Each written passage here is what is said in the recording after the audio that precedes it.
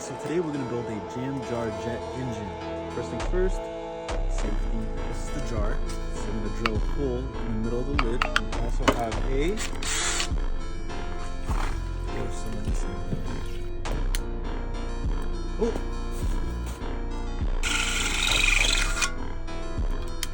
Oh! Alright, part two.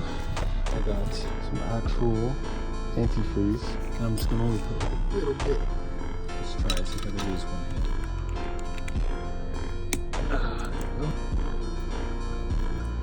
A little bit.